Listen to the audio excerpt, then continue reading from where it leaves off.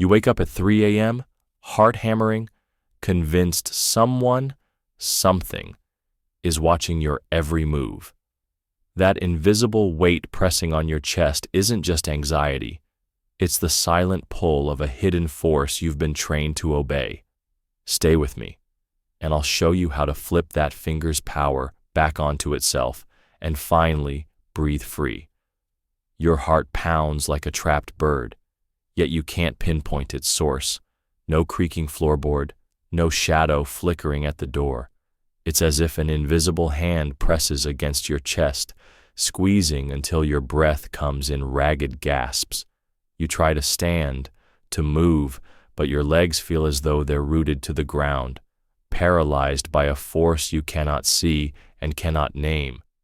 If I'm honest, this is the terror of living under the power of the finger, that subtle manipulation you can't escape because you don't even know it's there. It's like being in a hall of mirrors, where every reflection whispers doubts back at you. You're weak. You'll never be safe. You're on the brink of collapse. You become an expert at hiding your trembling hands, at forcing a steady tone in your voice, because you believe that if you falter, even for a moment, the invisible force will pounce. You're not the only one who wakes in cold sweat, convinced that your own mind has turned against you. You scroll through endless self-help threads, promising quick fixes and motivational platitudes, only to feel emptier than before. You've listened politely while friends and therapists assure you that positive thinking, or just let it go, will set you free. Yet every time you try, the pressure only intensifies, as if you're pumping your lungs in a room without oxygen. You're not alone in this fight. Others hear the same whispering accusations, feel the same tightening grip, and lie awake wondering if there will ever be relief. You've shared your story in hushed voices, only to be met with sympathy that feels distant, like watching someone cry on a movie screen while you wait for the credits to roll.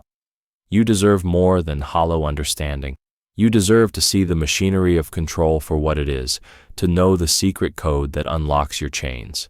By the end of this journey, you will understand exactly how that invisible finger has been pressing down on you, how it finds your softest spots, your unspoken doubts, the moments when you least suspect it. You will learn the steps to break the cycle of power and fear, to reclaim your breath, your body, your mind. No longer will you feel trapped in a cage of your own making. Instead, you'll stand unshakable, knowing the truth of your strength and the freedom that awaits when you turn the power of that finger back on itself. You've probably tried every quick fix under the sun: 5-minute breathing exercises, gratitude journaling prompts, positive affirmations chanted like magic mantras. You've bookmarked listicles promising 10 ways to never feel anxious again, and downloaded apps that gamify your mood.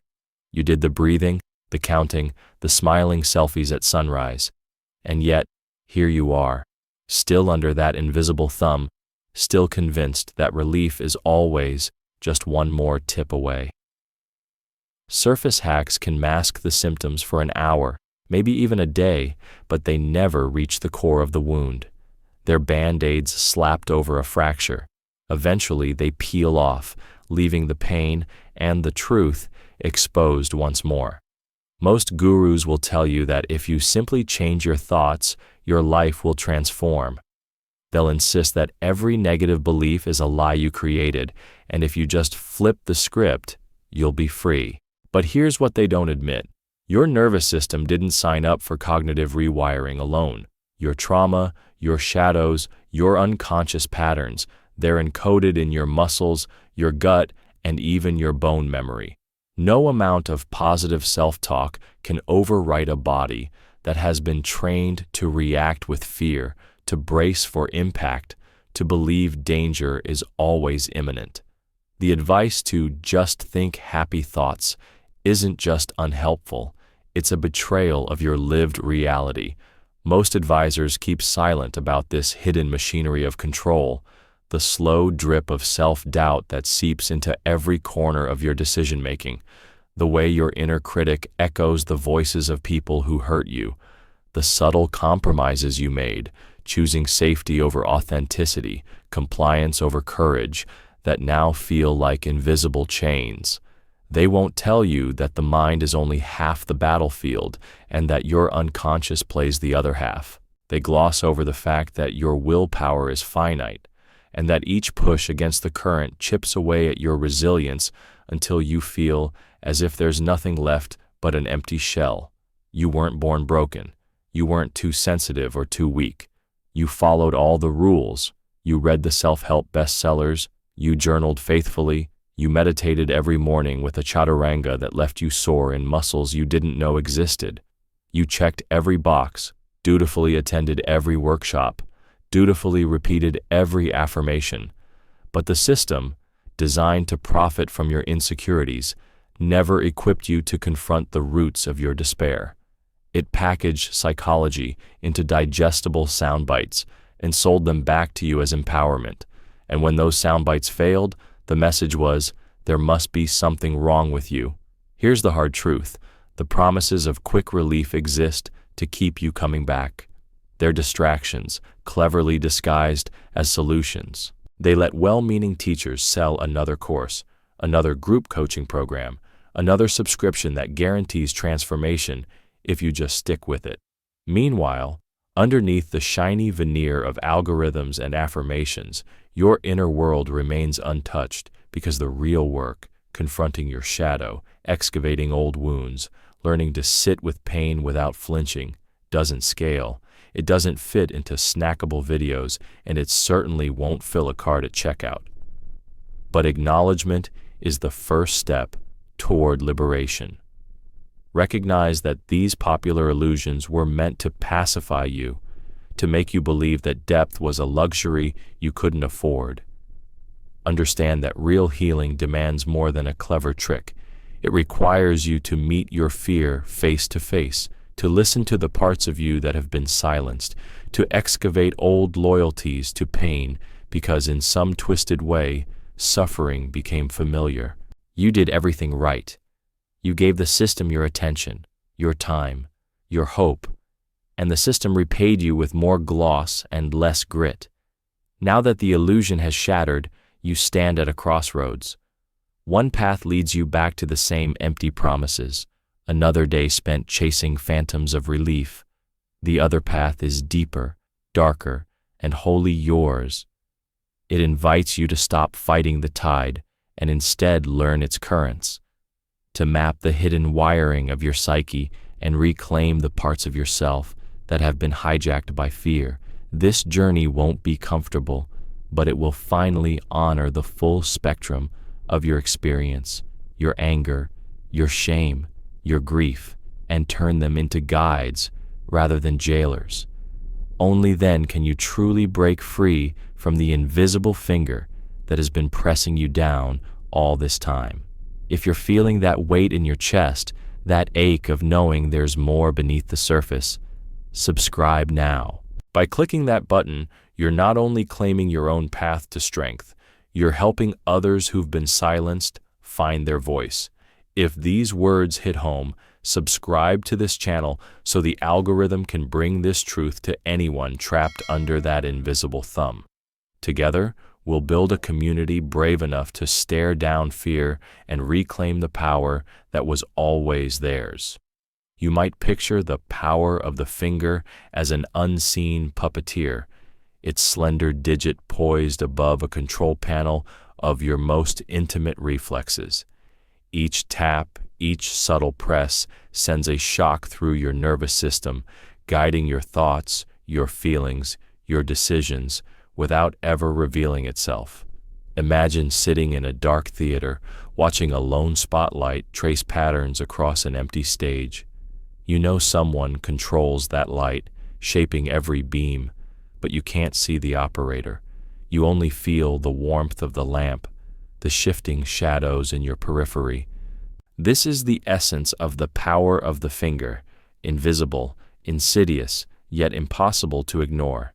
In Jungian terms, that finger is the tip of the iceberg of your unconscious, an archetype of control that lives in the shadow, The shadow, according to Jung, is everything you have disowned: impulses, fears, memories you deemed unacceptable. You shove them into the basement of your psyche, lock the door, and throw away the key. And yet, they remain, lurking in recesses you barely know exist, like an unreconciled guest at the feast of your consciousness. When a manipulator, be it a person, a system, or your own inner critic, learns the architecture of that basement, they can find the key, creep inside, and use your hidden parts against you. Let's unpack how that works. A complex is an emotionally charged cluster of ideas and memories, a prism through which you view certain situations. You might have a rejection complex, born from childhood moments when you felt abandoned or dismissed. Every time someone fails to return your call or declines your invitation, that complex flares alive. Your heart pounds, your palms sweat, your thoughts race towards self-condemnation. Unseen hands on your controls pull those levers, and suddenly you're not responding to the present moment. You're replaying an old recording of "you're unworthy, you're unlovable." Projections are the mirrors in which your complexes see themselves. When you feel judged, criticized, or targeted, it isn't always external. Often, you're projecting your own self-judgment onto others, turning an internal whisper into an external decree. The finger of manipulation thrives here.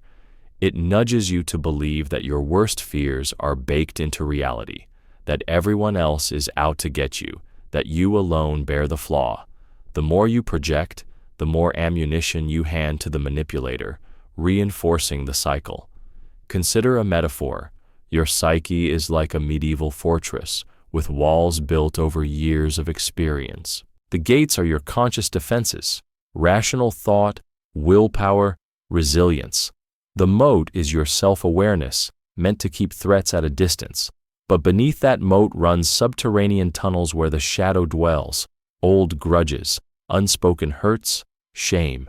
Those tunnels bypass your gates entirely. The finger learns to navigate the hidden corridors, planting suggestions in the dark. What if they don't care about you?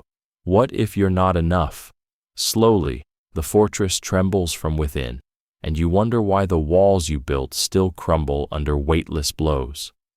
Depth psychology teaches us that true freedom comes when you shine light into those tunnels.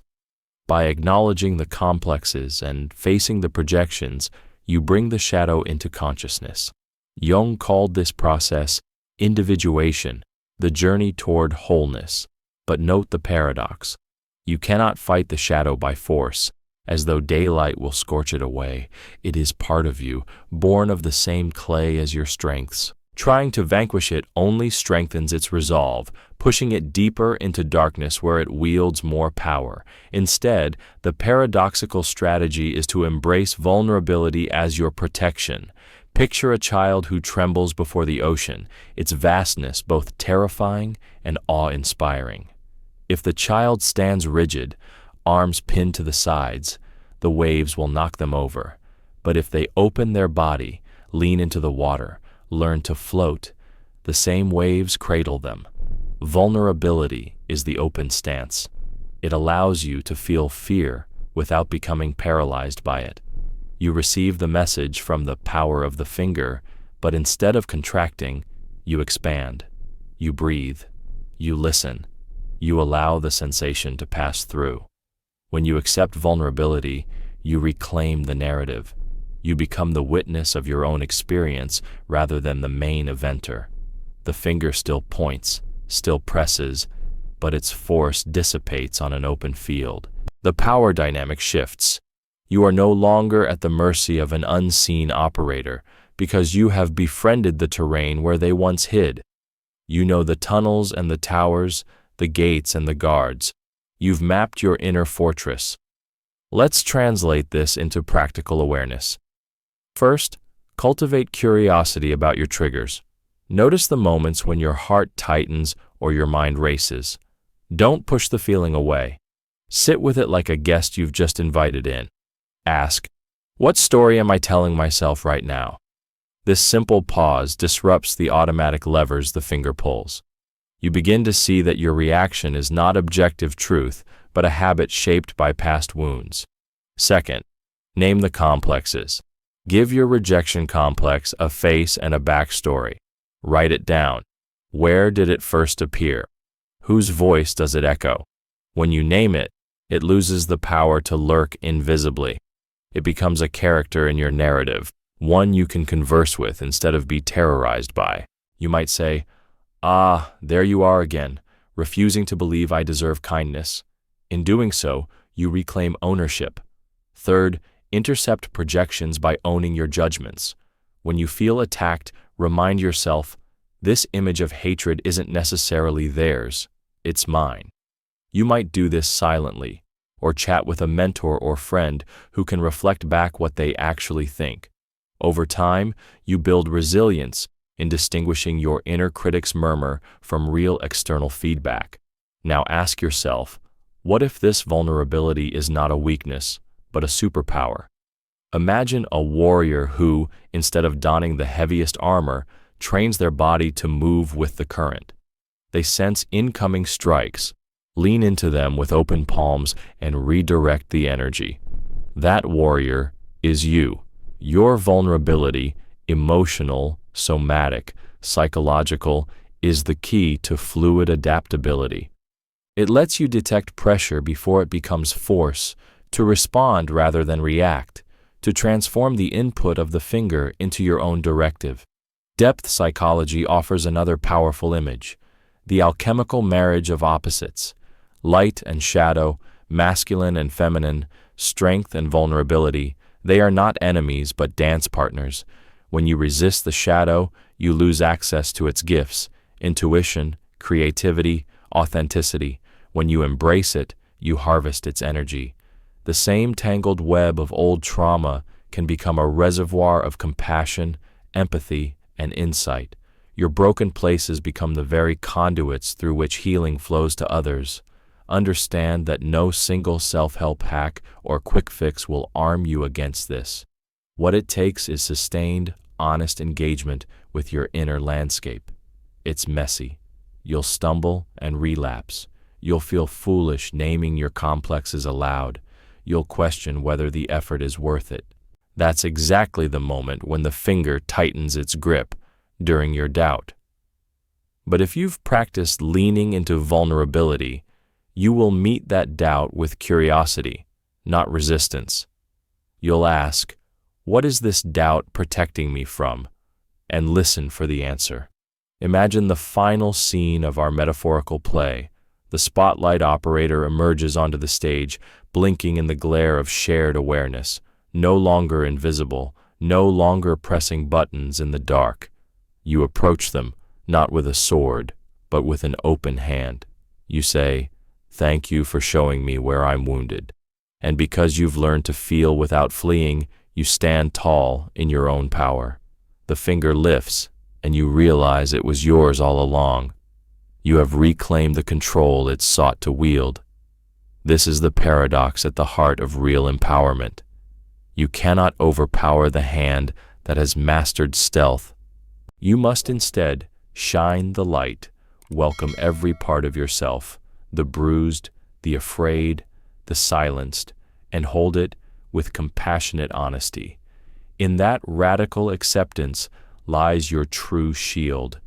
The invisible finger may hover, but its power has already been disarmed by your willingness to know yourself fully, to lay bare the mechanisms of your mind, and to transform vulnerability into unshakable strength. Now that you've seen how the invisible finger has been pressing on your weakest spots, here is a concrete personal safety algorithm you can start using today. Treat it as your internal firewall. 3 steps you can run the moment you feel that familiar tightening in your chest. Step 1. Trigger awareness. Notice the subtle signals before full-blown panic sets in. Is your breathing shallow? Do your hands clench? Does a specific memory or thought loop start spinning in your mind? These are your red flag indicators, your body's earliest warning system. The moment you sense one, Mentally label it: trigger, rejection, trigger, judgment, or whatever name fits. By naming the trigger, you shine light on its hiding place. You interrupt the autopilot cycle and create a mental pause. Step 2. Reaction dampeners. Once you've identified the trigger, deploy your built-in dampeners, mental nudges that short-circuit the reflex to react. Examples include: pause and breathe. Consciously slow your exhale until it's twice as long as your inhale. This simple ratio reset calms your nervous system. Ground check. Touch 3 objects around you: a chair's arm, the edge of a table, the fabric of your clothing, while saying silently, "I am here now." Sensory input pulls you out of the past. Reality check question. Ask yourself, what's the evidence for this fear right now? It forces the internal critic to show its cards. Practice each dampener in low-stress moments so that when pressure mounts, they fire automatically like safety valves. Step 3. Body awareness techniques. Fear and manipulation register first in the body. If you wait for your thoughts to catch up, it's already too late. Use these somatic tools to regain ownership instantly. 1. 5-point scan. Close your eyes and bring attention to your feet, legs, hips, torso, shoulders, and head, 5 distinct zones. Spend 2 breaths in each zone, noticing tension, then invite softness. 2. Micro-movement release. If tension spikes at the neck or jaw, gently roll your head side to side, or open and close your jaw as if chewing. By creating small movements, you discharge the built-in freeze response. 3rd anchor. Posture. Plant your feet hip-width apart, press evenly through all 4 corners of each foot, and lift the crown of your head. This upright stance sends a signal to your brain: you are safe and grounded. Combine these 3 steps into a rapid sequence whenever you see the finger start to press. With practice, this algorithm shifts from conscious effort to reflexive strength. You'll catch the trigger, dampen the surge, and reclaim your body before the manipulator can take hold. Now let's turn the next moment of tension into an opportunity for connection. If you feel the finger hovering over your heart right now, if that tightness is echoing in your chest, leave a comment below saying, "I claim my shield." We'll gather everyone who refuses to be secretly controlled into one space. Together, we'll build a community of resilience, sharing our wins, our setbacks, and teaching each other new ways to stand firm when the invisible hand tries to steer us off course. Here is the hardest truth I need you to hear. Freedom doesn't come from fighting the darkness. It comes from embracing it. Only by welcoming every trembling fragment of your fear, every shadow you've buried, will you truly break the finger's hold. When you stop resisting the pain and lean into it, you transform the pressure into power. That moment of acceptance, when you open your arms to the ache instead of flinching away, is the moment the chains fall away. So now, as we stand at this threshold, I invite you to claim your place in something greater. If you've felt the weight of unseen forces pressing on you, if you've ever believed you had no choice but to obey, write in the comments, "I embrace my shadow." By doing so, you're not only making a promise to yourself, but you're signaling to others that they're not alone. Each declaration builds the fortress of our community, a circle of equals who refuse to be puppets in their own lives. Remember, this is only the beginning. Beyond this video lies the deeper work: conversations that cut through the noise, practices that ground you in your body, and revelations that will continue to shatter old illusions. We'll meet again in the space between light and dark, learning together how to hold both. This journey will test you. You will stumble, you will doubt, you will feel the fingers tug once more. But each time you return to your breath, to your body, to your truth, you will arrive stronger than before, And as we move forward, side by side, the invisible hand loses its power because our collective presence becomes the brightest spotlight, illuminating every hidden corner. So take that step now. Comment, "I embrace my shadow" below, and let's begin forging our unbreakable bond. The path ahead is unfamiliar, and at times it will be painful. But trust me, nothing worth having is ever easy. This is just the beginning.